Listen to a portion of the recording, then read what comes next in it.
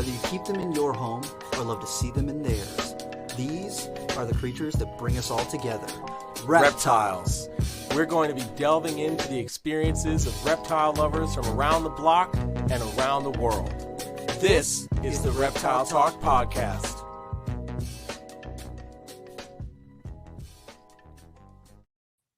What's up, everybody? This is Jeremy Turgeon from Brassman Reptiles. And I'm Rob, and I'm a Muppet that's creeping it real. Oh my gosh. If you're just listening to the audio, that will make no sense at all. Yep. Just dancing And around. we just talked about not wanting to do anything crazy visual. And what is the first thing that you do? Is Dancing. something crazy visual. Being a weirdo. Wow. Yeah. Wow. I'm super pumped because this is kind of like a coming back to our roots and Yes. getting back to some of our first episodes That's right. a year later. And I'm super pumped because we have got Sir Steve Tillis. Sir Wait, Stephen is he Tillis. Dr. Steve Tillis now? Is he doctor yet? I don't know. Can I ever call him Dr. Steve Tillis Oh, without I will. feeling? I mean, I'm 100% going to do it, but I'll also be like, man, I am really nothing. Yeah. I am worthless. Yeah. Yeah. What am I? Oh man. All right. So we're talking with Steve Tillis. If you're watching on YouTube, thank you so much for jumping over. And We appreciate you. we definitely appreciate you guys. You're getting the back-to-back episodes because we just finished talking with Justin Kabelka for episode 52.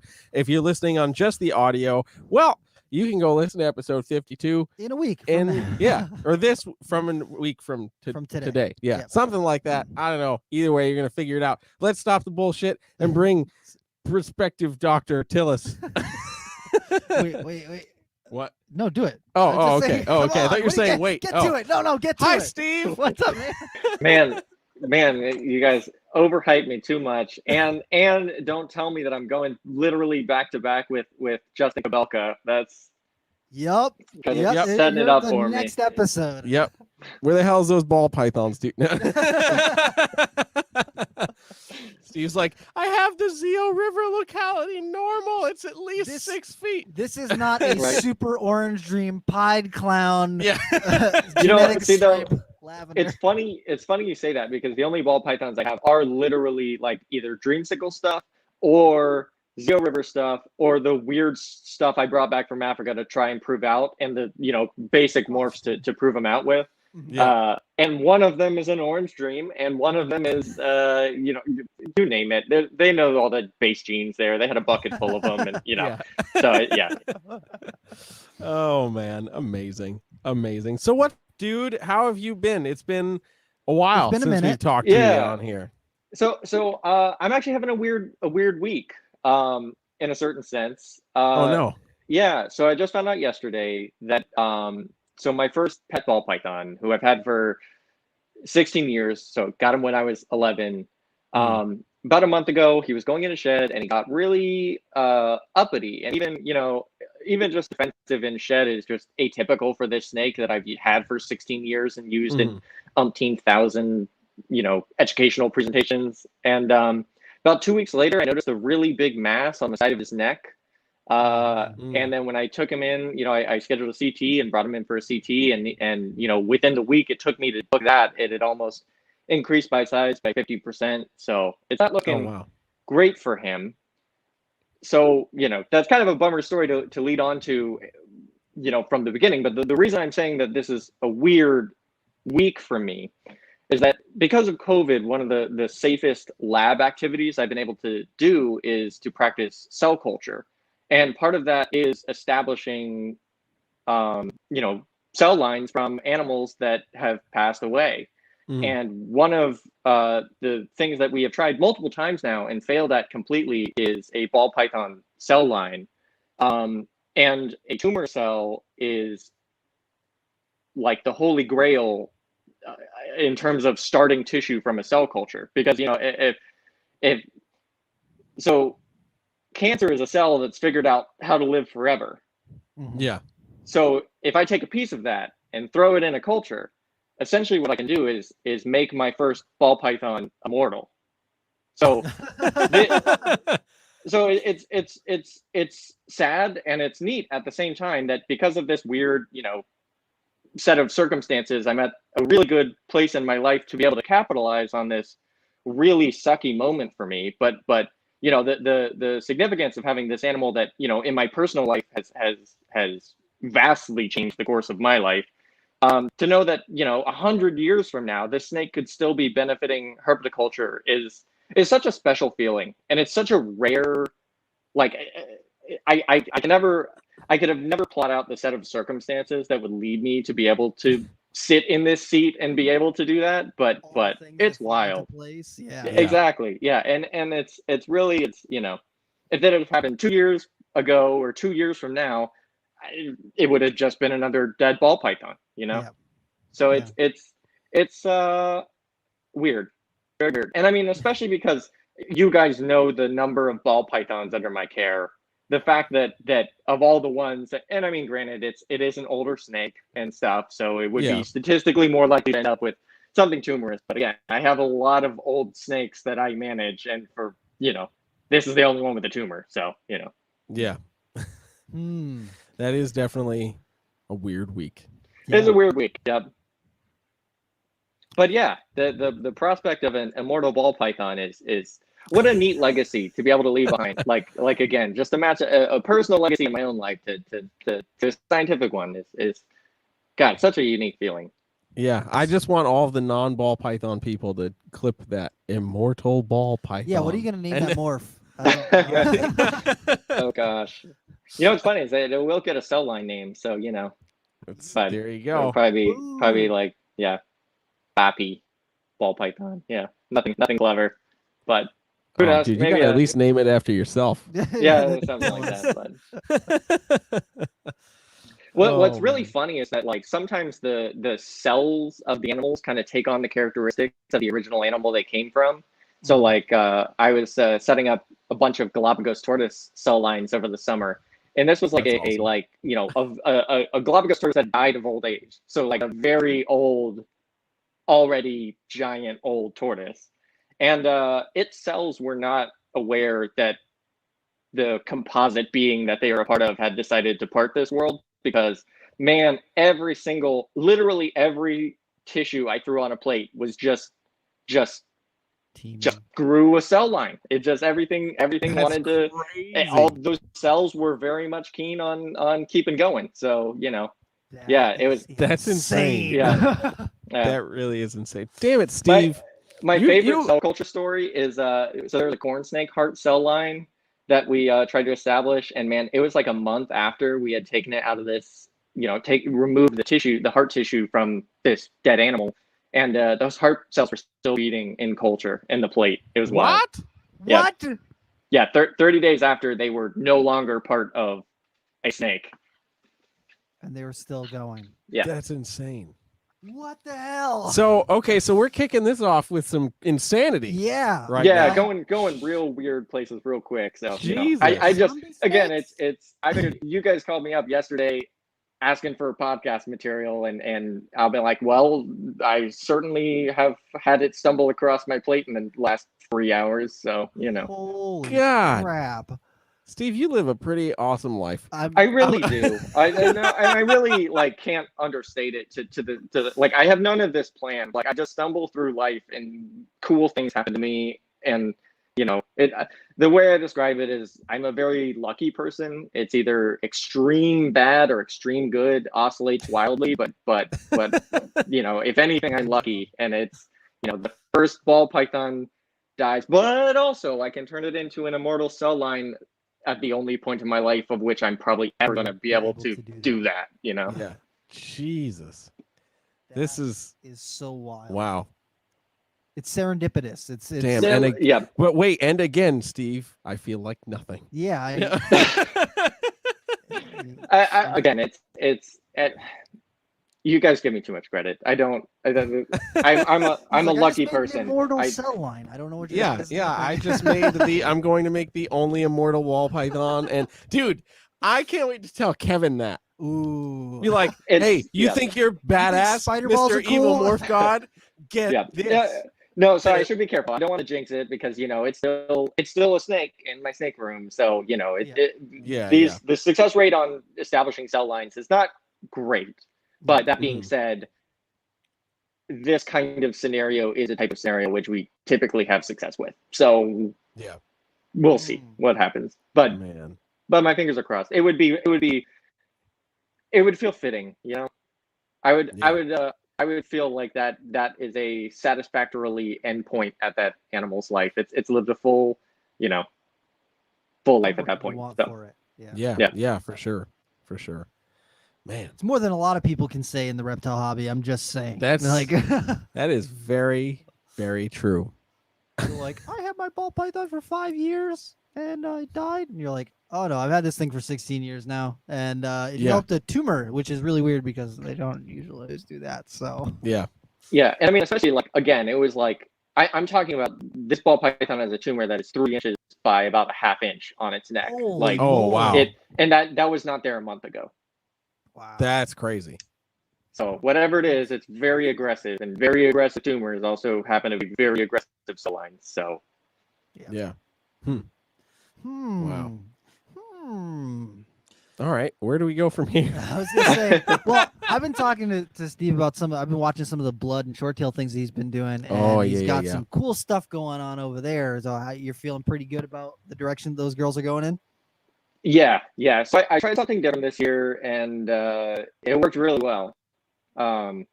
Yeah, kind of too well, because I had kind of anticipated a success rate that I would typically expect. Not like, so normally my success rate on blood's like 50%. Yeah. Mhm. And this year it's something like I think 80%. So what I did was I fed them pretty decently over the summer, you know, nothing crazy, and then just did not feed them at all November, December, and about half of October. Yeah, half of October. Then when January hit, I just fed them a jumbo rat a week for about 5 to 6 weeks. And at that point, almost every single female had ovulated. Wow. Like, Damn. females that went last year ovulated. Even in Brownger's time, which I'd never had that happen, ever had a female lay back to back. So whatever it was, I don't know. And it's also been a mild winter here in Florida, so you know, maybe it was nothing to do with my feeding, but I tried something different, and it worked really well this year, and I wasn't prepared for that. So and you know, there's a lot of ground to cover between here and babies on the ground, so you know, you never That's let true. words get too far ahead of you, but we'll see. True. Yeah. Damn. That's pretty exciting. That's gonna be a lot of babies, bro. It is, and it'll be a lot of cool stuff too, because it's like every I've refined my collection to a point where every element of it has an explicit purpose, and so every clutch is going to be a great clutch, and that's a good place to be at. Yep. But it's also a not a great place to be at in some senses, you know. Like trying to find all of the mice to feed all of those babies. Yeah, or just the time, you know. Time too. Yeah. Time is my absolute rarest resource right now, and so you know, I'll have to get creative. Yeah. Well, I mean, But yeah, it's not like, you know, you do anything. yeah, It's right, just, yeah. You know, I don't know why you're so strapped for time. Dude, I mean, just for the people that don't know, like when I text Steve about something and I get a response like that same day, there's like a little like that happens when I see his name pop up, because I'm usually genuinely like, he's not going to see this until like midnight or 1 a.m. if he's still alive at that point. And then maybe I'll get a response the next morning if he doesn't want to just leave me on red. So yeah, no, conversing with me is really wild. You never know when it's going to get a reply. I mean, yeah, exactly. That's why I'm like, hey, I talked to Steve and like he's ready to go, and I don't know how this to right now. Yeah, I don't know how to feel about that, because this is intense right now. Oh man. well, I'm glad to be on. Am I your second guest? Yes. First double Yes, you guest? are. Yeah. Yes. Sweet. Yep. Hell yeah. First. Well, I'll repeat take that as offender. another little badge there or something. There you go. Boom. There you go. So you've been doing a lot of research and doing a lot of work, and then you're working on your doctorate, right? Yeah, so I'm working on a PhD. So I'll be doing my qualifying exam in the next couple of months. After that, I will be a PhD candidate. But right now, I'm just a PhD student. So, and then 2 years after this, I will defend my dissertation and then be Dr. Tillis. So we got time. We got time. Yeah, at this point, I'm like pre-doctor. So like, I'm like way barely in the running. So right now it's just a little D and a little R. That's it. Yeah, sorry, I'm not feeling any kind of anything but sarcasm and terrible jokes. That's what's happening tonight. That's the you can mood call I'm in. it a pre-HD. We'll go with that. Pre-HD. Okay, all right. The I like that. WebMD. Yeah, the WebMD. Oh no. He knows a lot. And then, anything but the WebMD, just not the WebMD. Not that. I'll take the pre-med MD. So yeah, and so I've been doing my PhD research on reptile pathogens, but largely that's shaken out to be predominantly nidovirus stuff, or really serpentovirus is the more appropriate name to call these guys. Yeah. And we talked like a little bit about that the last time, but there's so much that has changed in the interim, and since we spoke to you a year ago. Yeah. What is some of the stuff that you've seen? What is some of the stuff that's going on? That's some of the stuff that you can talk about. Yeah. So what I've been doing as of late is both in vitro experimentation, so experimenting with virus in cell culture, and that's the kind of stuff where we can start figuring out what kind of host range these viruses might have in vitro, at least. If we throw a ball python serpentovirus on Galapagos tortoise, is it gonna grow there? Or maybe it infects, but it doesn't infect that well, so it doesn't actually grow, but we can still see that there's an interaction there. So that's the kind of questions that we're really trying to figure out with that type of research. And the other thing related to that is really a lot of the like sanitizer type studies and environmental stability. So I'm actually really excited. Tomorrow's the first pilot experiment with some of the sanitizer stuff. Cool. Yeah, so that'll be unique to see. I still think we need to probably tweak that assay a little bit before it's ready for full scale experimentation with it. But it'll, knock on wood, hopefully I get some decent pilot data to kind of run with that. And then I just finished some environmental stability stuff where basically we take aliquots, tiny portions of virus, and leave them out on, at room temperature in the freezer or a fridge for, basically I take a sample of virus every 2 days and see how much live virus is left still. And it is actually looking pretty good in that. So right now we experiment with ball python nidovirus, ball python serpentovirus, which in my mind has earned the place as probably the serpentovirus which I would rightfully feel the most scared of. No, shoot, I forgot where I was going with that. Yeah, so we environmental stability, we found that at room temperature probably about 8 to 10 days. So that's pretty in line with what we expected off other research with coronaviruses. So good to know that the environmental longevity is really pretty limited, which is again pretty much what we expected. But it's one thing to hypothesize that based on similar viruses, and another thing to actually have here's the data that says that that's not so much the case. So yeah, and that's research that is directly funded from Carpet Fest. So. That's awesome. Yeah, that there's your research always at work. It is happening. COVID sucks, but stuff's moving. That's cool. Yeah, that's really cool. Yeah. And I want to backtrack just a little bit. If someone is listening to this podcast and has never heard of serpentovirus or nidovirus, what is like a quick rundown of what it is, what it kind of presents as or doesn't present as, and just like a quick little synopsis of like what it is that you're researching. Sure. Yeah. So serpentoviruses are a large family, a large genus of viruses in the order Nidovirales, which is actually the same order as coronaviruses. They're not super closely related to coronaviruses, but I mean, they're certainly share more in common with each other than they do to any other major type of virus. So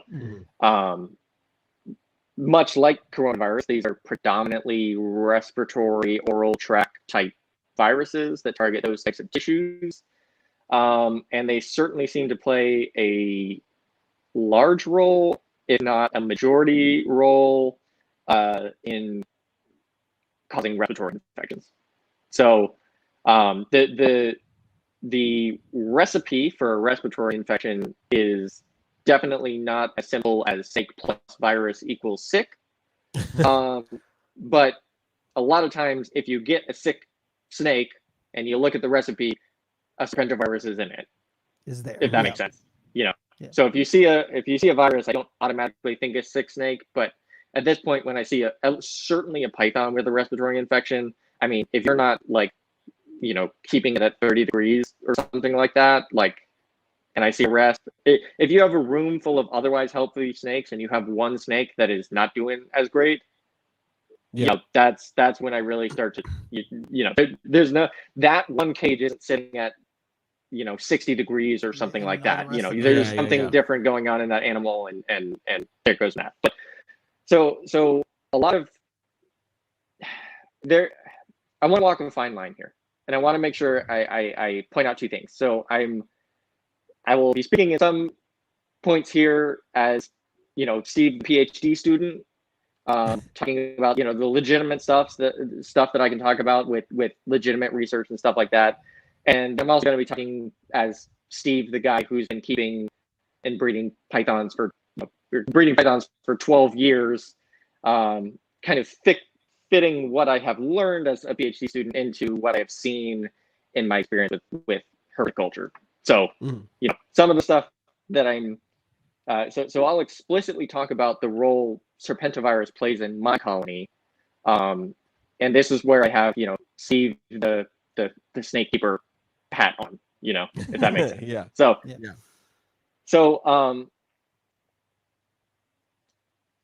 what has changed in my mind, so we did a little bit more deep genetic sequencing of full genomes. And what was interesting is that we had a reticulated python that diagnostically tested positive for a virus that's actually very similar to a reticulated python in my colony. And this is a retic that I've had for a very long time, never broke with illness. I think the thing is entirely bulletproof. I tested a lot of other samples with very similar viruses and not seen a virus or not seen illness in any of these snakes. So in my mind, that's a virus that I'm kind of a little bit less concerned about. But interestingly, we had a diagnostic sample of a sick snake that tested positive for that virus. And so we sequenced the entire genome of that, and we actually found two viruses in that snake. We found a reticulated python virus, which was actually at a pretty low level, and we had also a virus that kind of looked like a green tree python virus, which is a little bit more known to certainly cause illness. And so, you know, kind of hypothesized that this snake had, you know, literally two viruses, one virus in it that probably didn't matter for the health of the animal, and the other one that was causing it to have respiratory infection and causing it to have a diagnostic sample sent in, you know? So it's... Wow. So what is interesting, because when you look at the amount of sequence we generated, it's basically potentially the green tree python virus was similar virus, was at 8 times the level as the reticulated python virus. But because our initial diagnostic primers liked the retic virus more, it outcompeted it in amplification. And so that was the only virus we picked up on our diagnostic sample. Really? So what's interesting is we'd be able to say, you know, we would think just based on the diagnostic sample that this retic is a retic virus and that's what's causing it to be sick. And that was probably maybe not the case for this animal. And that's not to you know, cast doubt on any of it so much as just to say that it's really freaking complex and there's a ton of viruses out there and sometimes they matter and sometimes they don't, and sometimes that can occur in the same animal, you know. That really is crazy. Yeah. Hmm. So with that in mind, here is how I now manage my colony. So I should start back that I had an outbreak in part of my adult blood python colony in like 2017, 18 maybe. And so as part of that, I tested every single snake in the colony and found 9 serpentoviruses, of which 2 were actually associated with any sort of illness in my colony. And at the time, I took a very heavy-handed approach. I euthanized anything that was positive, with the one exception of the reticulated python and Kenyan sand boas that were positive, because the risk that they showed to me seemed pretty minimal, especially because I don't have a bunch of sand boas or anything like that. They're literally, living in a tank in my living room kind of thing. So, that was a risk I was willing to live with. But aside from that, I was really heavy-handed and euthanized, almost everything. So that was my year 1 result. And what was left of my colony was holdbacks and neonates, which took me, a number of years to raise up, and now they're starting to come online. And so theoretically, everything in my building now has been tested negative 3 times. And then last year, I had a gravid female go through a prelay shed, break with a super mild resp. After her prelay shed, totally cleared it, but I went ahead and tested her, and she tested positive for blood python serpentovirus. So, so here's the thing.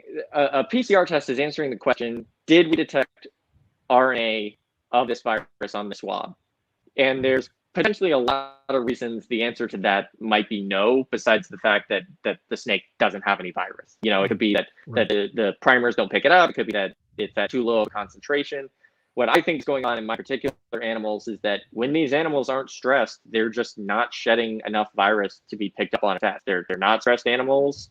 They can have an immune system capable of keeping an otherwise kind of inert virus for blood pythons in check. And honestly, this is why when you look around and you hear about blood pythons sensitive to resp, like atypically, like knowing what I know now, that hits every bullshit red alarm in my brain of what a low level serpentovirus absolutely acts like. So what we don't know is if these guys are completely like intermittent shedders, or if it's just, sometimes we don't know what the sensitivity is on the test to know what the threshold is for it to pick up.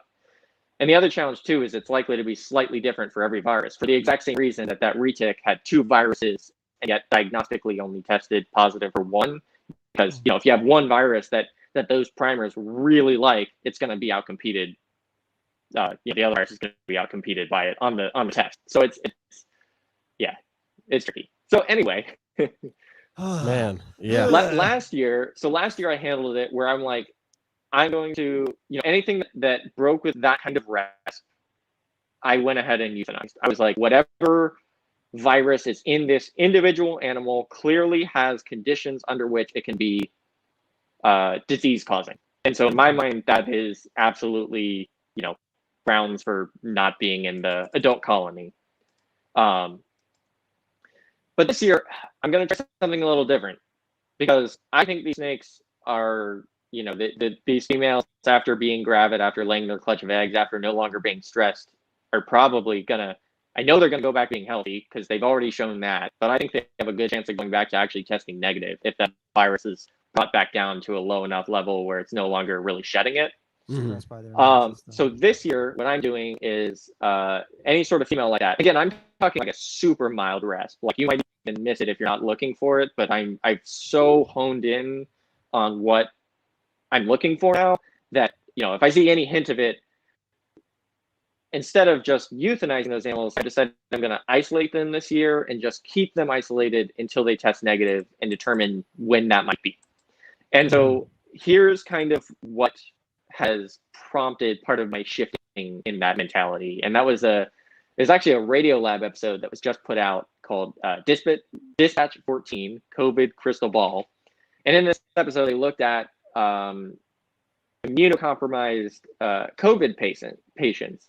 And what they found is in one immunocompromised COVID patient, after each kind of attempted treatment to save this person, the virus within their body actually changed in terms of which kind of phenotypes of the virus were being represented in which proportionality. So like after an antibody treatment, all of a sudden the UK, a virus that looks a lot like a UK variant started showing up in this person. So what they found is that basically under certain sets of conditions in immunocompromised people, you can see the pathogenic strains of COVID start to form before you see them in the population at large, because in a immunocompromised person, that COVID doesn't have those same checks on its reproduction.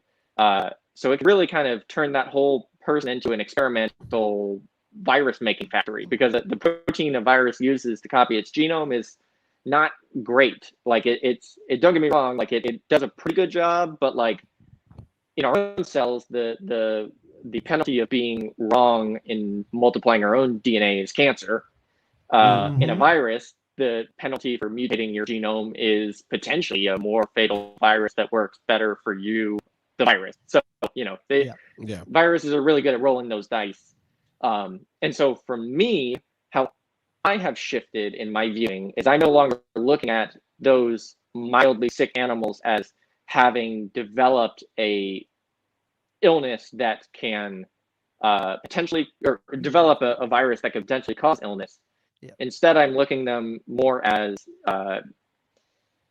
this is a snake that is currently a virus mutation factory, and so I want it the hell out of any other rest of my animals, because the virus that, so this whole building, I don't trust for a second that a single one of these animals are negative, because again, every year I'll have a positive pop up out of nowhere. So it's the virus that is currently in my colony is not causing illness, and so I'm okay to kind of leave it at that. But now that I'm looking at these snakes, I'm looking at them as a virus mutation factory where they might roll the dice on a colony killer virus. So maybe it's I kind of wonder if we're putting, if it's a chicken or egg scenario. Like, is it the sickness that causes the killer virus, or is it the virus that causes the killer sickness? Because if you kind of think of viruses as kind of part of the snake microfauna, microflora and fauna, and it's so this is what's really unique is my stance coming from cell culture, because what I do is I take a little bit of an animal, its heart, its lung, whatever, and I throw it on a plate and I try and create the conditions for it to grow and reproduce. And with that tissue, sometimes comes bacteria that was already in the tissue, already on the snake, that it just lives there. And for cell culture, we definitely don't want it there. So we try and get rid of stuff like that. But,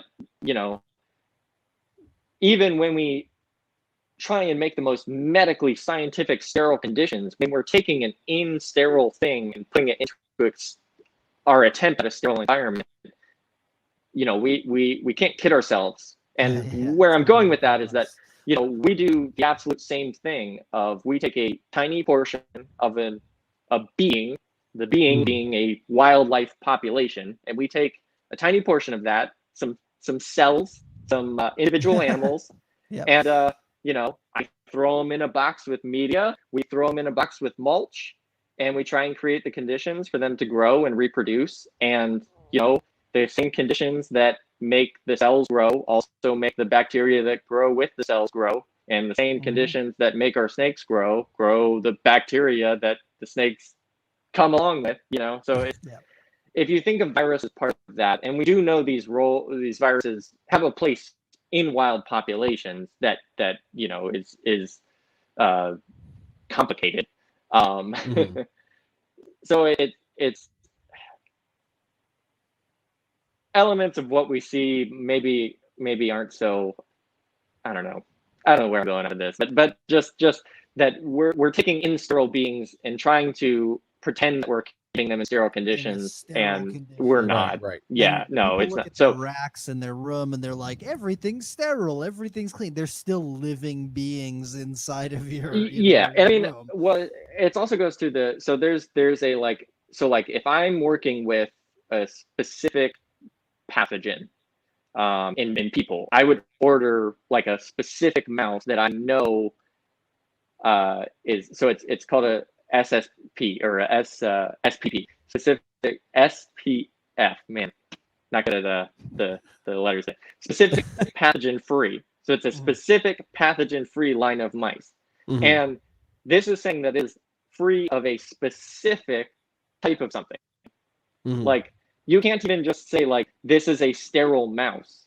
No. It is sterile for one thing and one thing only. So it's like the expectation of a entirely Serpento-free collection, if you don't start out with that as your square one goal, testing stuff, getting it out of the egg as soon as possible, And you know, from everything expecting else. a Serpentovirus-free colony just kind of might be some level of unrealistic. Yeah. You know, and I think so. And within that, I look through the filter of okay, well, clearly there are circumstances that these can kill colonies. So how do we avoid that? Because and you know, so again, fully hobbyist hat on. Here is my loosely drawn out protocol of how you, as a producer, can deal with Serpentovirus in a close to practical way. You know, you can be perfect at it. You can test every offspring multiple times. You can test every animal multiple times in your colony, and you can spend hundreds of thousands of dollars doing it. And I don't kid myself to think that that's a realistic proposition for 99% of the people out there.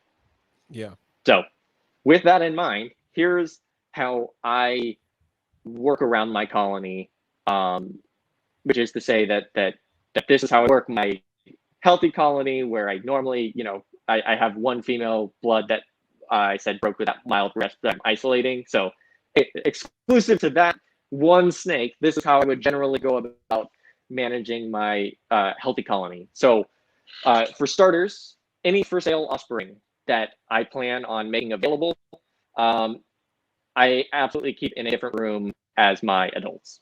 So we don't see any evidence of vertical transmission, certainly on pythons. With boas, it might be a little more complicated because like they give birth in the cage. So yeah, but certainly with pythons, and even then, the sooner you can get them away, the better in terms of that. Like an artificial incubation is more than enough time period where risk of virus, active live virus still left on the eggshell is very minimal. Yeah.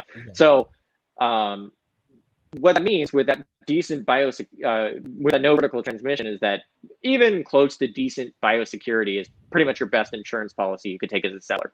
You know, if you have your for sale offspring that you have lived nowhere else but the egg and that room, that's a pretty safe animal to put out without, you know, worrying about testing it ahead of time kind of thing. You know, I think that is certainly fits the criteria of which I would feel comfortable prior to insisting on testing before I buy, you know? So that's how I deal with for sale offspring. Specifically stuff, if I were to try and sell it and that customer wanted an explicit Serpentovirus, nidovirus free animal, I feel like the best way to do that is probably to send it with a fish heads diagnostic test to take on arrival. Because the thing is, so like my blood pythons will test negative. If I go out there and I test them, they will test negative. They don't test positive until they have a reason to test positive, and that reason is stress. They're either, you know, laying gravid because they have eggs. It's cold because they're a male and they're breeding females. You know, there's some reason. There's some factor, and it can even tie in with husbandry too. Like it's just, again, virus is one of the many variables in the equation, and it depends so much on so many things. But yeah, so I think the safest way would be to sell an offspring with a test to take by the customer. That way the customer knows that they have taken that sample themselves. They can assure that the quality is up to their own standards because they're the ones taking it. That animal, because it's fresh out of shipment, is going to be as stressed as possible. So if there's a low-lying infection there, your chances of picking it up are better. And So that's what I think is realistic. Is I actually don't think it would ever be possible to fully guarantee a truly Nido animal. And I can kind of go into some reasons why later on. But aside from that, I think that the best balance is that I think a seller can guarantee a negative result on short arrival after receipt. And I think that is probably the most realistic way for buyer and seller to navigate this if they were genuinely concerned about both protecting yourself as a seller and both as preventing pathogens from coming in as a buyer. So so that's my other pillar of how I manage biosecurity in my colony is I screen and I quarantine stuff coming in. Mm-hmm. So I go way over the top with a year-long quarantine, but that's a little probably atypical for what's probably necessary for most people. But certainly 4 to 6 months is I think pretty reasonable. And within that time span, again, if serpentivirus is something you're concerned about, which there's very good reason to be, testing 2 to 3 times in that interval is a very much good idea. So that is how you can be safe with it. So. Yeah. And for the people who are looking at a positive test and thinking that means that their snake is going to die, that's not really always the case, right? It's certainly not always the case. Like again, it's if you see a sick animal, if you see a sick python with a rasp, it almost always has a serpentivirus. It's like it either has a serpentivirus or we haven't found the serpentivirus because it's a little bit different and our primers aren't picking it up, kind of thing. Like these viruses are very common. So the immediate receipt of a positive result is not, don't get your thinking too far ahead of yourself. It's not the absolute end of the world. Like slow down, think about what is the context in which this virus is causing problems for your animal, and kind of work within that realm. And don't get me wrong, like I really want to make sure I'm walking a very fine line here because I really don't want to give off the impression that these viruses don't matter, and I really don't want to give off the impression to not trust testing because I absolutely think these viruses matter a whole lot, and I absolutely think testing is critical. The problem is when people have a different understanding of what they think that virus might represent, and also what question they think they're answering with their testing versus the kind of actual question they're answering with their testing. And I think that's been one of the biggest issues whenever discussions of nidovirus or serpentiviruses ever come up is there's the people who think like, I have tested this animal 2 or 3 times and it's consistently been negative, therefore it is 100% negative. Does not have a nido. And when you throw that sidestep to them where it's like, well, that actually doesn't mean anything because as the primers change and get more intricate as you guys learn more about stuff, or if that virus mutates and then suddenly gets picked up, then you can't guarantee that that's not going to happen, or not shedding enough sting, or you're not hitting. Yeah, I mean, so you have multiple things going on here. So you have a phylogenetic tree of snakes that is big, and the viruses that infect those snakes also is looking to be big. So there's a big combination of particular type of virus plus particular type of snake plus particular stress conditions that can certainly lead up to something that can very much wipe out colonies, but it's very tricky. So, but there's animals who can test positive. They are kind of like asymptomatic, like the people with the coronavirus who don't show any symptoms. They're not sick. They're not coughing. No fever. None of the things you would expect to see, but they're still positive. They still carry it. And there's a pretty good chance that that's the majority. Honestly, I would at this point feel like it's very safe to assume that it's safe to assume that the majority is an entirely asymptomatic positives is what your average serpentivirus case is. but we only find the ones that cause problems because we're only looking for Those problems. people who are testing. Yeah. Right. Yeah. Right. So somebody asked in the comments, what should a seller do if somebody does purchase a snake in your scenario, sending it out with a Nido PCR. test and it ends up testing positive? What then becomes the appropriate course of action afterwards? Yeah, so there's kind of a whole range, and it really just depends on certain circumstances. So like I'll give a specific example. So I have a group of popwind pythons, and one of the males in that group, of which I made sure to get numerous males since that's a thing you need to breed them. Yeah. So multiple males. One of those wild caught males actually tested positive for a serpentovirus, but is like totally pretty solid on health. Like, you know, had this thing for 6 months now, and it's a solid animal. But the rest of the animals in the project are negative. So, you know, until I need that male, I really don't want him around the rest of them. Yep. You know, if I get to a point where that's the last male I have, then I'd roll those dice on exposing that female and knowing that, you know, this virus in this male popwind python didn't cause illness. So maybe the same virus in my female won't. That's the risk that I choose to gamble in that scenario. Right. And that's the risk I chose to take with the retics, because I've used my positive male retic to breed, you know, a different female retic, and you know, they're both, again, perfectly healthy, solid snakes.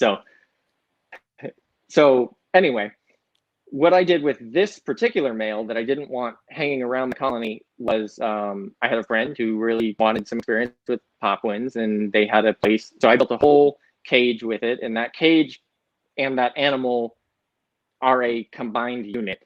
And I'm letting him, you know, have fun with his popwind python. And if I ever end up needing him, I can, you know, give him a call, and that's where my male is. But, you know, in the meantime, I know he's not presenting any risk because he's kept in an isolated cage in a pet type environment.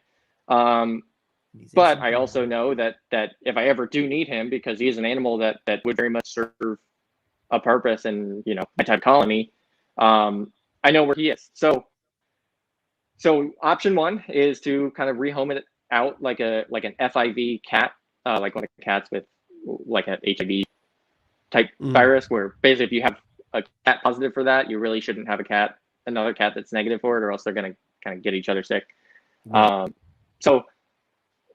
yeah, some sort of scenario like that. And it doesn't have to be anything crazy. Even just, you know, if you have most of your snakes in a bedroom and you want to keep your questionable one out in the living room, I think that's within pretty realm of safe if you're doing decent biosecurity. So so it essentially all ends up becoming like situational, you know, from the buyer to the seller. Whatever you guys agree on. So for me in my colony, I should step back and say that I have I'm sitting right now in my office and quarantine room. I also have a outbuilding where I have most of my adult blood pythons, and then I have an offspring area that's separate from all of that. And then what I have coming in eventually is going to be another like totally sterile building, which is going to be what I'm working into. But basically, so my whole building, I know what's in the colony. I know when I feel I should be scared of it. I know that because I'm not selling animals out of that colony and I have my offspring in a separate area, that those animals present relatively little risk, especially if they're testing negative on tests, because they're not even shedding enough virus to pick up as a positive. So what I would do specifically, if I had blood python that, you know, left my facility totally healthy, ended up popping back with a positive test, and I recognized that virus as being my virus, I would probably have some trepidation. Like, I would probably put it through a quarantine period before throwing it back at a colony, but I wouldn't, if it went back to testing negative, I would probably feel some level of safe putting it in my colony. And I really need to stress that some level of safe means that I assume every single one of those snakes in that building is positive and treat them as if they are such. So, you know, it's there's so many different ways to manage around it, and so many of them are, I don't know, you have to do some level of mental gymnastics to be excited about working with a snake, with a building of snakes that you've already, you know, you're like already decided these are positive, you just haven't found out when yet. So, you know, but you can essentially walk through any colony like that today, and it's essentially most likely to be the same thing. You know, if you've done no testing and you have more than a couple of pythons and you're not seeing mass swarms of illness, but you've still seen literally any level of respiratory at anything, like, you're walking through a room with probably at least one positive snake in it, and probably a lot more than that. But well, that's, I remember it just, I remember when we were down at Southeast Carpet Fest, like the consensus seemed to be like, if you have more than 10 snakes, you have at least one animal that most likely it would test positive for nidovirus. Are those numbers still kind of appearing around the same? It's really hard to say, because it's like, you know, we get in diagnostic samples, but a lot of times, you know, you can never tell if someone's sending in a diagnostic sample because it's a problem, or if they're sending in a diagnostic sample because they want to make sure they're being safe. But mass screenings of some studies that have done mass screening of adult python colonies in both Europe and US have found like double-digit prevalence in adult pythons without illness kind of stuff. So, you know, I would be shocked if the real prevalence in pythons is less than 10%. Now, in other stuff, it's different. Like, we do have turtle serpentoviruses and lizard ones, and, you know, if it's a reptile, at this point, we've probably found one of these viruses in it. Like, there was just a veiled chameleon virus published like last month. So, you know, I was gonna say, I heard some rumors about like a huge percentage of chameleons in the United States testing positive for some sort of virus. A lot of their it was a very high prevalence in that chameleon population. So within that, but that being said, like, the risk is not represented fully between each taxa, like, but it's also kind of different in the sense that, like, we don't have very many boa viruses, but when we find a boa with a boa virus, he tends to be in not great shape. We see a ton of python viruses, and we see plenty of python viruses in pythons that are not in great shape, but we also see plenty of them that are in pythons with great shape. So, you know, which again, I really want to make sure I'm not minimizing the risk that these viruses represent. I mean, people have lost a non-insignificant amount of, you know, money, time, animal life, you know, my own life effort, sanity, to these viruses. So, you know, I really don't want to come here and seem like I'm minimizing this, but you know, if the person who lost a good portion of colony of blood pythons can sit here and say that I actually still think it's probably fully possible to navigate a colony with these viruses, should mean something. Yeah, 100%. And I think that especially as more of the research comes available and more conversations like this happen where we're able to kind of get more of an inside look, we can actually start to have those conversations that are less finger pointing and more like, let's share some knowledge about this to people who might not know, and figure out how you can successfully navigate a collection regardless of the size with animals that may be testing positive. So I have a quick demo, and I might actually have a little surprise. I just got a ding from my computer that a thing might be ready. Ooh, I like things. So what I did was I went ahead and ran before the program here a phylogenetic tree of all the like publicly made serpentovirus genomes. So hopefully I'll be able to pull that up and show you guys to kind of see the diverse. So these are genomes that are available online right now. You guys, Jeremy and Rob, can go to GenBank and type in the numbers that are in these and end up with the same set of sequences I'm working with. So that's pretty cool. Yeah, I'm not finding my program. Well, I'll do pause on that for now. So real quick, what I wanted to show before that, any way to rotate this around? No, I'll just make you guys nauseous. Okay. Yay! Look at this awesome ride.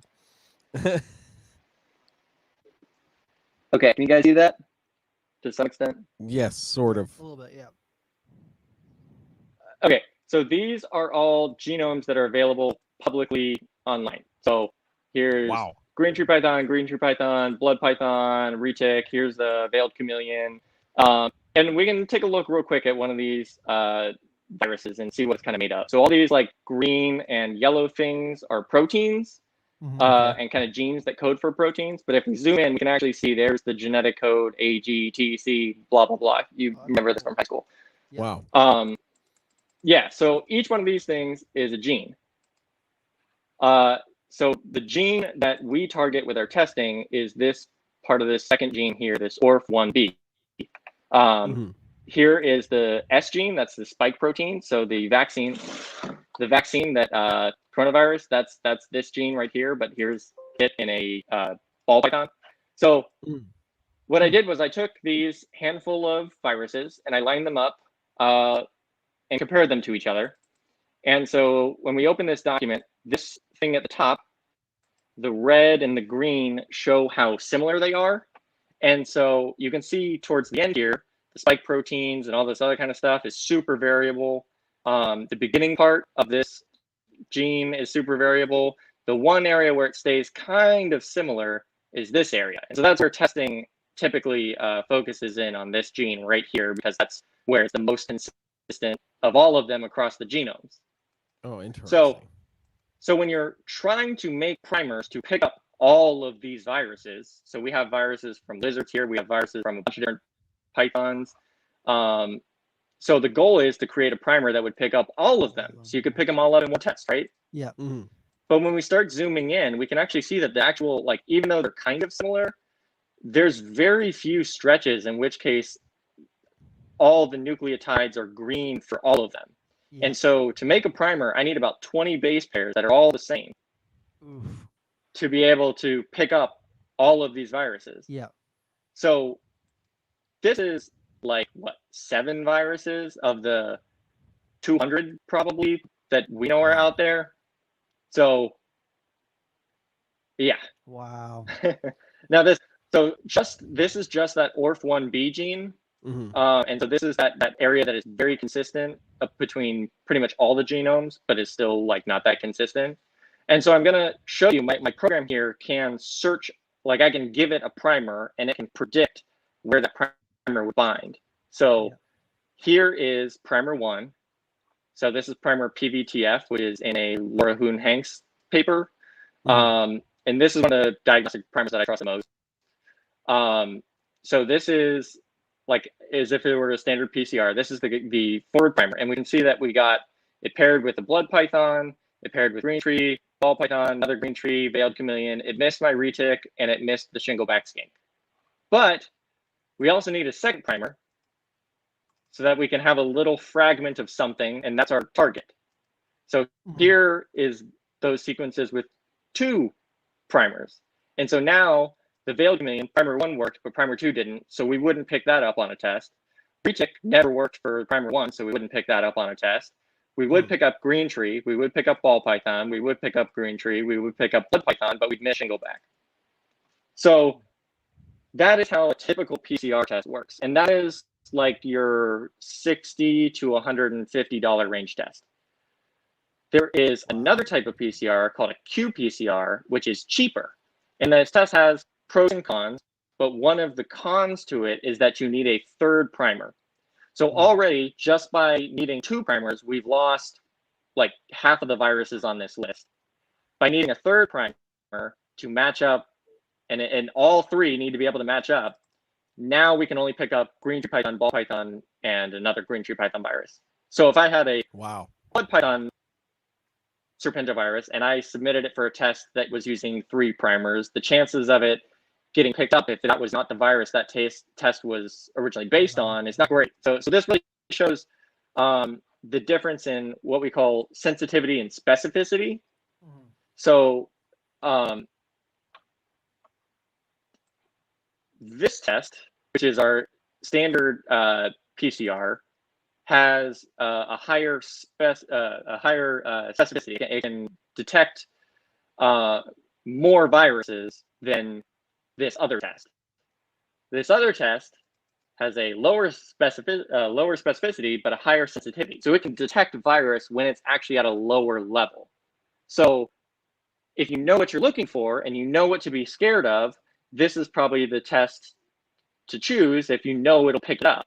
If you don't know what you're looking for, then this might be the test you're looking for, because again, you might be missing more samples just from how these tests have to operate. So yeah, that's a little on-the-fly demo of some protein virus stuff 101. And yeah, hopefully that gives you some level of sense in terms of like taking testing from this hypothetical thing of mixing chemicals in a tube to actually showing what is occurring and why something might work and why something might not, and why you might get a negative on a positive snake. Because again, if I sent in that blood python virus and it didn't match with all 3 primers, then I would have a negative thing for all I knew. And then people go, look, I've got a Nido-free snake. And it's like, well, Nido-free snake. Or yeah. And I send it to someone else, and that someone else uses a different testing company that does pick it up. And now, maybe it could get so bad as that person says, well, I tested it and it's positive, and you told me it would just test negative. I bet you faked that test, So there's a lot of room here for a lot of hurt feelings. Yeah. That I think we need to be very careful about navigating. Yeah. Well, I think one of the things too is like, to the average person, the average reptile keeper that maybe has 10 animals, and they go through this endeavor and they get their animal tested, and you test it and it's negative, and they test it and it's positive, and then it's like freaking out. Trying to then explain something like this to them, at that point, it's so far over their head, because all they're seeing is, I have a positive animal, or this animal tested positive. You told me it was negative, whatever. So we kind of, I don't want to say we lose the ability to have that conversation, but to the average person, it's hard to fathom, these varying things that make these tests not foolproof, and it's not for obviously the lack of sciencey things that it's really what it is all of these scientific techniques have known limitations that are just not known by anyone who's other than the people who exactly. And I think that's the thing that is the most unfortunate about this, is like, because we get into keeping reptiles because we love keeping reptiles, and most people, again, thinking about the average person who's just getting an animal because they think it's awesome and they love having that animal, they're not necessarily thinking of anything as simple as, well, what's the scientific name of the snake, let alone, hey, let me understand how PCR tests work. Yeah. Right. You know what I mean? So to then have those conversations, or have to have those conversations, it takes a little bit, I don't want to say it takes the magic out of keeping reptiles, but it really makes you want to understand, like, okay, I will fully science vouch for it this. taking the. No, it fully takes away the magic of the animals. Listen, Steve, you're a doctor. You're a doctor. No, but that's the thing. Everything's horrifying to you. No, see, the thing is, I don't I didn't set out in life wanting to study viruses. I studied viruses because I had a tremendous hole in my life created by a virus that I wanted to figure out how the hell that happened. So and what is interesting and where I see myself as fortunate kind of before my time in some sense, is that I learned the lesson that you can build the best system in the world, and all it takes to topple it sometimes is 30,000 nucleotide bases. And lo and behold, 2 years later, the world learns that exact same lesson, that you can build the best system in the world, and all it takes is one little thing, and we can topple it, right on over. So the fear is warranted, but also breathe. You can probably still put yourself in the position of being unlucky if you lose animals to serpentovirus, but you can still apply unlucky at the population scale of herpetoculture in the US and end up with a lot of unlucky people. And it's hard to parse and navigate your way through those two realities, because you can do absolutely everything right and still end up in a place where you didn't think you'd be.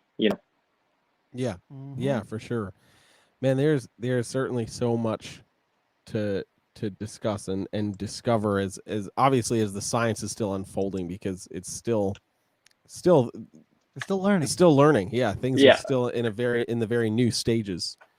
So I finally got my tree up, so I'll show it real quick, and this will be the last we can talk about this, and then we'll talk about fun snake stuff and be done talking about all this stuff. So so this is the phylogenetic tree that I just ran. It just finished on air. This is the first time I'm looking at it. There's actually some samples in here that I'm really excited about, including that Papuan python virus. So now I finally get to reveal on air where he fits in the phylogenetic tree of serpentoviruses. So let me take you for a ride again.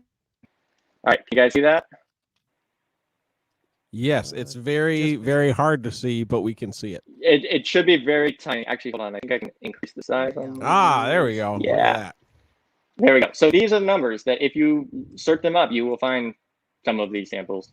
Some of them are not published or don't have those numbers, but they're samples from my stuff, so I don't feel fine showing them. So these are the ball python viruses, and I would definitely say that by and large, when we see problems, there is oftentimes ball python or a virus very similar to ball python sitting there as the problem child. So I would basically say that like anything in this plate is kind of scary business.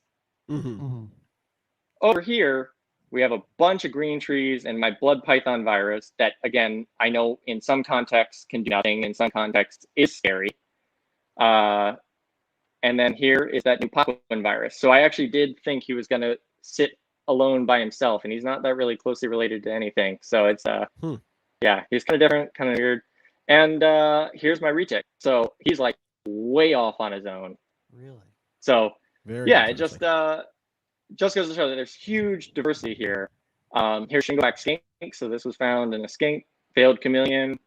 This was found in a water snake nematode. This was found in I think a wild like mandarin rat in China.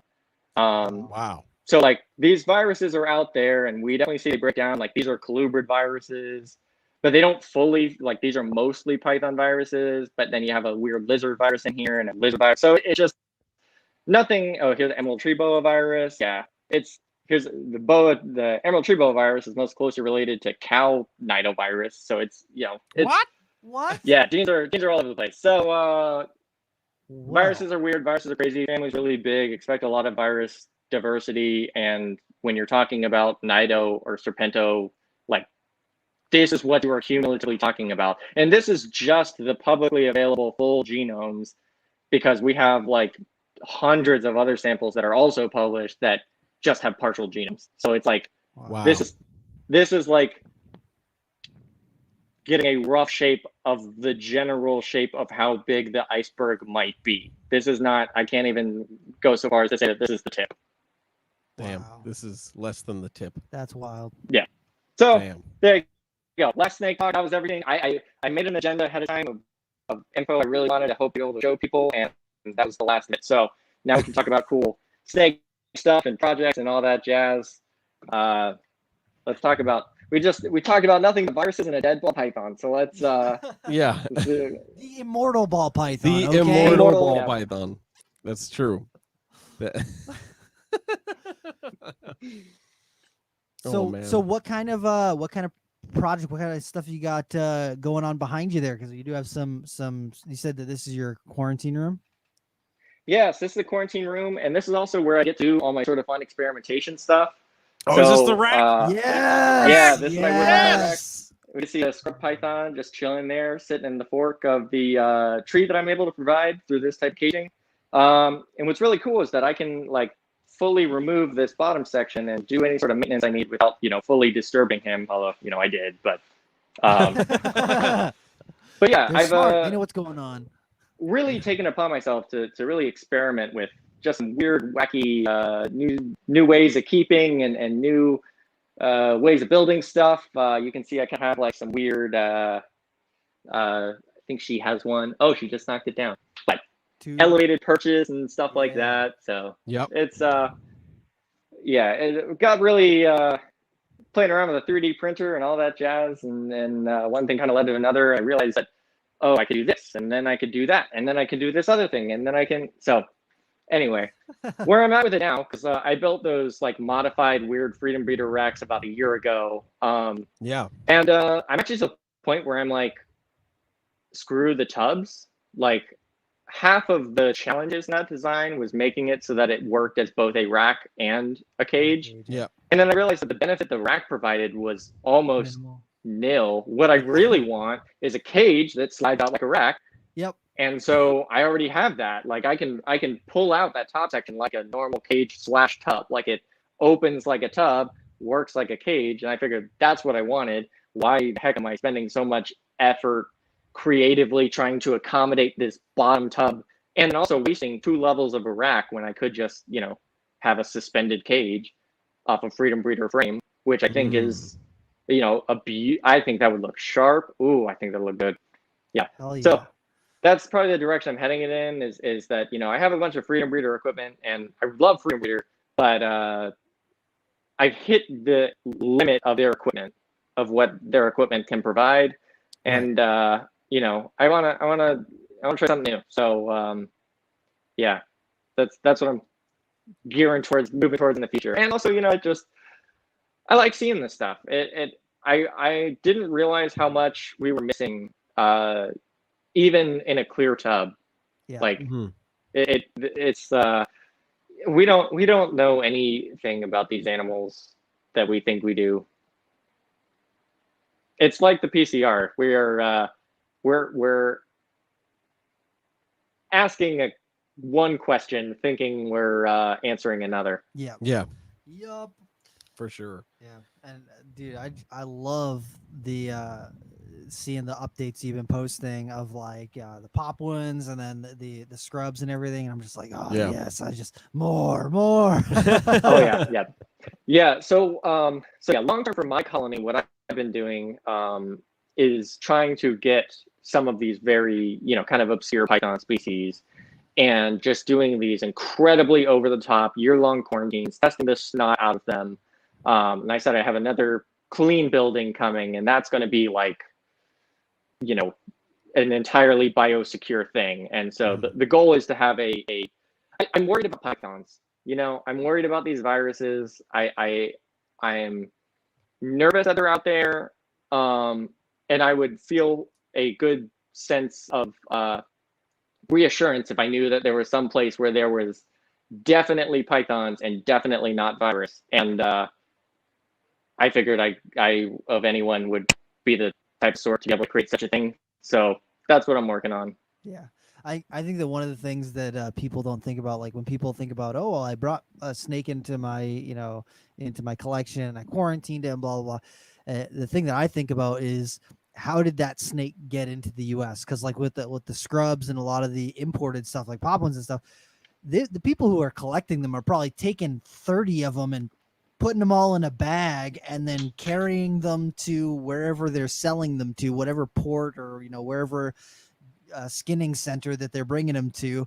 And they're just carrying a whole buttload of these things together. And you got to figure that if there's one infected animal in there, then they're all. Well, and we got to think too that so what we do here is we've changed the entire like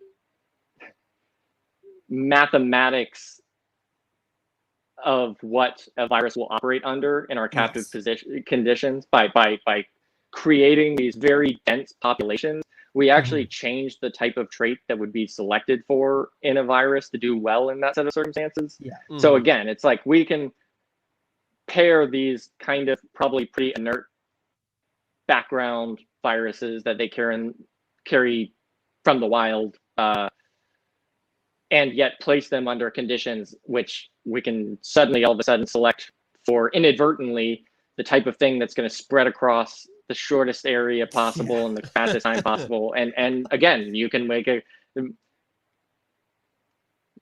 guess it's we don't know what makes a killer virus. Yeah. But we also know that there are plenty of not killer viruses. Yeah. So is there any species that you've gotten that you're just like, I wasn't expecting to like these as much as I do? You know what is so in this room I have sabus, water pythons, Timors, polyretics, some ring pythons, so the the ring pythons. I love ring pythons, but I know that so they're I actually have assholes. some they are, and I got some really weird ones. Like I was like, if I'm getting into ring python, so I have some like really nice ones out in the building that are like your classic banded high contrast ones. Mhm. I And like the apparent ones. so what I did with these two is I'm going to pick the ugliest ringed pythons I can possibly find and just go as far left as anyone else as I can. Because again, my goal is to create an isolated closed colony of pythons of obscure species. So I wanted the maximum divergence of phenotype to really kind of get that full Spectrum. Hopefully you can use that as a vehicle for other genetic variation, but probably not really.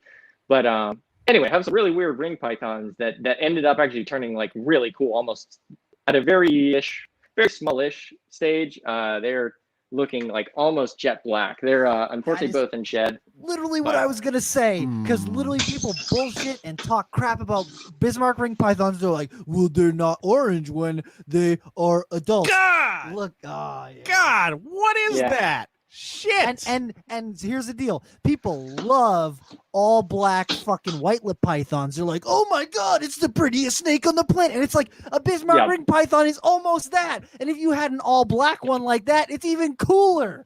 Oh, that's awesome. Exactly. But actually, so I would say though, out of all of the species, the weirdest to me has been the Timors. I was just gonna say that. That. They just so you have two species in my mind that are just weird pythons. Like they clearly don't fit in any other box of any other python, which is the Papuan, which is kind of intuitive because us aesthetically everyone's like, oh, it's just an olive python. Like, but like if you spend 5 minutes with one, you're like, this is I've never worked with any other python like this. Yeah. The second species that's weird like that is the Timor python, because it just has all these weird elements that it shouldn't have thrown together in one place. So weird element one is the genetics of a retic, is Malayo python, and like very little about Timor pythons trigger any of the retic bells in my brain. Yeah. So that's weird thing number two. Weird thing two is that they have like a weird liasis tail. Like they have this stubby little liasis tail that like, again, it's like that is many things, but it is not a reticulated python tail. The head scalation, they have these giant head scales, not a retic. More like a trait. Yep. More like, and then the weirdest thing to me is, so the only other pythons that I can think of that have a transitioning pattern, which is to say that like there's some snakes that have like variation in their pattern, but like the only snakes that I can think of that start as one pattern, their middle is a different pattern, and their end is another pattern, are scrub pythons, and for some reason Timors. Like they should not be in that bucket. Like even a barneck scrub and a like southern scrub don't have the same transitioning pattern in the same extreme capacity. as a Timor and a barneck scrub. Like it just they're goofy pythons. They shouldn't be. They just shouldn't. It just Oh man. See, I look at Timors and like I've liked them for a long time, but I never felt that like push to get them. And then now I've been seeing more of them, and I'm like, oh man, they're just so cool. They're so interesting to me. Yeah, I can't say that they're like necessarily my favorite captives, They definitely like to pee a lot, but they're not bitey. So like, I'm sure you can be habituated down with it, but like they explicitly just really like to pee for some reason. And that's like, and it's just off-putting. But, aside from that, they're otherwise seem relatively decent, but the same thing. Like they've always been a cool python, but I never felt like the sudden urge to it so much as just the fact that like, if I want representation of Pythonidae, this is clearly a python that wants representation. Yeah. And then once I got them, I'm like, oh, you guys are weird. I love it. Hell yeah. Damn. I'm still geeking about that all black ring python. Thing's awesome. I really like ring pythons. So that to me is like, what the hell? Yeah. Yeah, they've not been a fun project for me, but I know that from like a lot of people who keep them. They're like, they're not really great. They piss all over. They bite like a motherfucker. They really like to eat each other or try to eat each other. And then it's one of these days I'll breed them, but man, it has not been. I've not had great luck on the project though. Have you talked to Chris at Mystic? No, I haven't. Really, I think my problem is I have 2 females, which is why I got an entire redundant pair because I'm like, so I had at this point. By the time I had suspected they're 2 females, they're like 2 adult animals to the point of like sexing them is like gonna not be fun. It'll hurt. So I'm like, So I'm like, I'll just buy a neonate pair, and then I know I have a male, and I also have an ultrasound. And I felt like I definitely found follicles in both of them at some point. I don't remember. I have too much going on in my head. Being a doctor and all. Yeah. At any rate, so now I have something. Come down there next time. We should sex them. I'm down. Really, my thing is that I know I have a male now, so I'll just see which one gives me eggs and doesn't get eaten. But cool. Doesn't need a blood donation. Yeah. That's amazing. Oh, here's another random thing that I am excited about that is a plug for a company that is not giving me anything to drop them, but so like. I'm really excited. Husbandry Pro is like a new data software that's come out. Mm-hmm. And okay, so I'm like Mr. Data. At every podcast I've ever been on, I've talked about at length how important keeping data is. Yes. And then inevitably, you or whoever it is ask me, okay, well, what should your general keeper at home use? And then I'm like, crickets. Like, there's no good options out there. And I'm really excited because it looks like Husbandry Pro, they're serious about it. Like I'm not gonna lie, like I went in day one and like really wanted to see their system put through its paces, and had a list of stuff that I would like to see if I were to switch over from my own database. And they've done a very good job at hitting those items like in a way that has truly impressed me, to the point of where I'm able to vouch for a final queryable data system for tracking and keeping animals that I think actually has enough flexibility to be both useful and it's both. It provides a good balance of ease of use and utilitarian output from it, like in the sense of you don't have to change your workflow to fit the system into it. I feel like they've done a good job at that and made a good job of extracting meaningful data from that. So that is high praise that I am very relieved that I finally get the chance to, like, for anyone who's ever asked me what they should use, that is where I'm gonna point you towards now. Because because again, it's good enough where like I was at the point where I would have to make a better front end for my database to do everything I wanted to do. And then it became apparent that I think their system is going to be able to do everything it needed to. So why bother? I was to say, Billy from Mutation Creation just adopted that, and he's really enjoying it. He's been promoting it too. He has been promoting it crazy. Yeah. Like I said, because I've done enough of these database stuff, like the type of suggestions I sent them were like not easy suggestions, and they kind of cranked out at a rate that would like make me feel pitiful. Like they're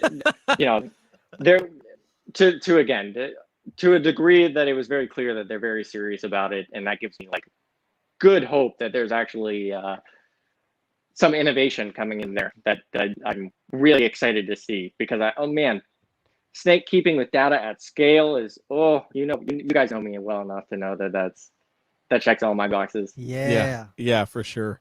That's awesome. If it makes Steve happy, that means it's good.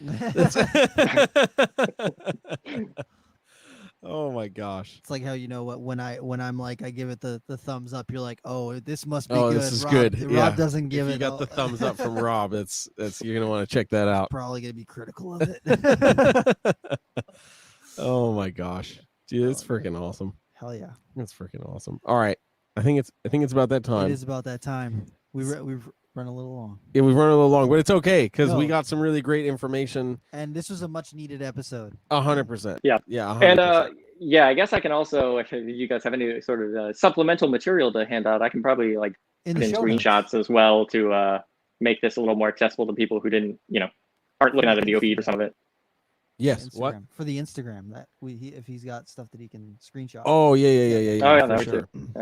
Boom. Yeah, if you and any links that that you have to stuff that we can send people to, just text them to me and I can put them in the description of the video and the audio stuff. So if people want to check out more about any of this genome stuff, sciencey things from the doctor.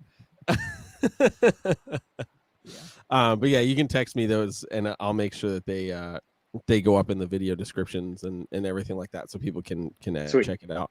All right, Steve. So I'm gonna ask you. I'm gonna throw it right at you. The question we ask everybody: what right now in the realm of reptiles got you excited? What is it? What's got you geeked? What's got you stirring? So there's an energy right now, and I'm really excited and curious to see where it goes. Mm-hmm. We got a lot going on in the world right now. There's a lot of pent up something. Yes. And, we're coming to a point where the uncorking of that is, approaching realistic. It's happening. Yeah.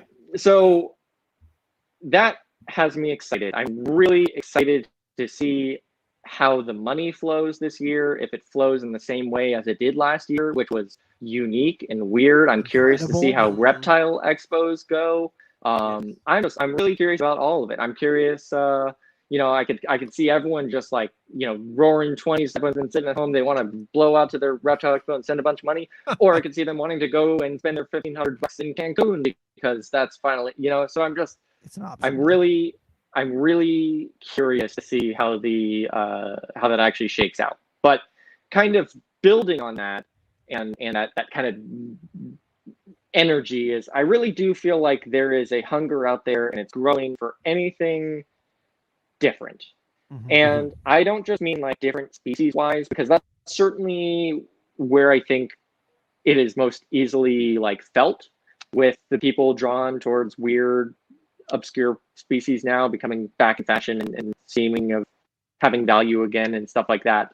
But I also think it's hunger and a new, not a new type of keeping, but just a new, I don't know. I feel like people are starting to view their animals through a slightly different lens, and I'm really excited to see where that goes. And I think a lot of that has been wrapped into people opening up to other species, but I think there's some other elements outside of it too so yeah, there's not a great answer to your question because it's sort of a je ne sais quoi of an answer, but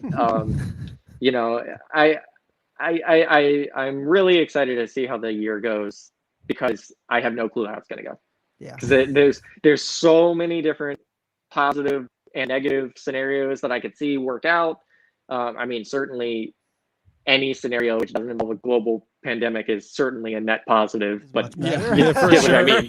But so I'm really excited to kind of see what shakes from that, because I don't know, there's a new feel. Different people asking different questions, people getting excited over stuff in ways that feels new.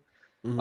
And I'm really excited to see how that gets translated back out when the real world is open again. How much of that sticks and how much of that stays. And I think I think that's the same type of questions everyone's asking in every element of their life right now. And it's gonna be really neat. Hell yeah.